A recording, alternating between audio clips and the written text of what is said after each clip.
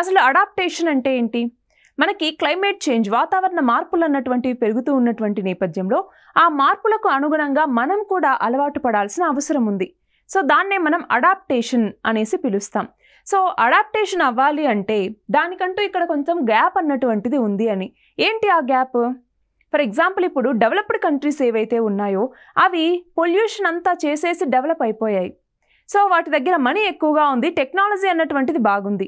ఇప్పుడేమో climate change అన్ని దేశాలు కలిసికట్టుగా ఆ క్లైమేట్ చేంజ్ని తగ్గించాలి, టెంపరేచర్స్ని తగ్గించాలి అన్నప్పుడు ఇప్పుడిప్పుడు డెవలప్ అవుతున్నటువంటి కంట్రీస్ సరైనటువంటి ఇన్ఫ్రాస్ట్రక్చర్ని అఫోర్డ్ చేయలేవు.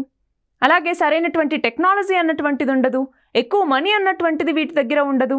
సో రెండు ఎలాగా ఒకే ఎయిమ్ని చేరుకోగలవు? సో అలాంటి టైంలో ఏవైతే మొత్తం పర్యావరణాన్ని పొల్యూట్ చేసి డెవలప్ అయినటువంటి దేశాలు ఉంటాయో ఇవి డెవలపింగ్ కంట్రీస్కి కొంత కాంట్రిబ్యూషన్ అన్నటువంటిది చేయాలి. సో అడాప్టేషన్ కాస్ట్ అన్నటువంటిది భరించాలి. సో దానికోసం ఫండ్స్ ఇవ్వాలి అన్నటువంటి ఒక థీమ్ అన్నటువంటిది అరైజ్ అయింది.